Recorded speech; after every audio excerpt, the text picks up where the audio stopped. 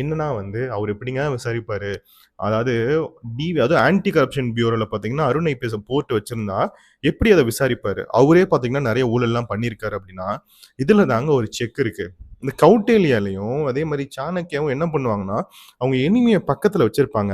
ஆனா எனிமி வந்து அந்த ஒரு எதிரி பார்த்தீங்கன்னா, எதிரிய பக்கத்துல வச்சிருப்பாங்க. எதிரி வந்து அவன் ஏதாவது ஒரு டான்ஸ் ஆடுனாலோ, அவன் ஏதாவது அவனோட அந்த சப்போர்ட்டர்ஸ்க்கு ஏதாவது பண்ணாலோ, தட்ஸ் ஆல். ஸோ இதுதான் நடக்கும்.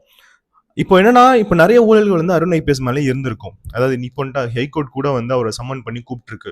அதாவது ஹைகோர்ட்டே வந்து ஒரு காலகட்டத்தில பார்த்தீங்கன்னா, என்ன சொல்லுச்சுன்னா, அதாவது ஆ இந்த மாரி குண்டாஸ் வந்து ஆ ஒரு ஐபிஎஸ் ஆபிசர் மனசாட்சியே இல்லாம போட்டிருக்காரு அப்டின்ற வார்த்தை கன்சைன்ஸ் மனசாட்சின்ற ஒரு வார்த்தைய யூஸ் பண்ணிருந்துச்சு.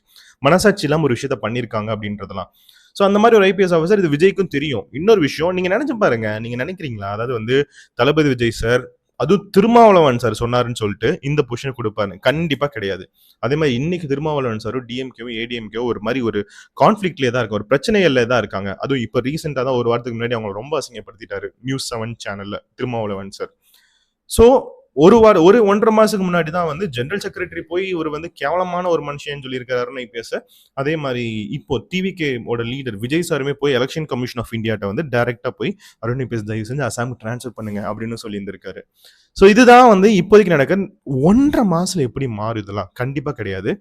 இதுக்கு அப்பாயிண்ட் பண்ணதுக்கு இதுக்கான உண்மையான பொலிட்டிக்கல் ஸ்ட்ராட்டஜி என்னன்னா இந்தியன் பொலிட்டிக்கல் தாட்ல சாணக்கியாவும் கௌட்டில்யாவும் அந்த காலத்துல பண்ண மாதிரி மௌரியன் எம்பையர்ல வந்து அடுத்த நாட்டு ஸ்பையை வந்து அவன் கைக்குள்ளேயே வச்சு அவன் என்ன பண்றான் அவன்கிட்ட இருந்து நிறைய இன்ஃபர்மேஷன்லாம் வாங்கிட்டு அதுக்கப்புறம் ஆக்ட் பண்ற மாதிரி ஒரு விஷயம் தான் இன்னைக்கு தமிழ்நாட்டில் நடக்க போகுது. இது வந்து ஒரு செஸ் கேம் மாதிரி தான். இப்போ வந்து நீ ஒரு ஸ்டெப் எடுத்து வச்சேன்னா உன்னோட எதிரி வச்சு நானும் ஒரு ஸ்டெப் எடுத்து வச்சிருப்பேன்.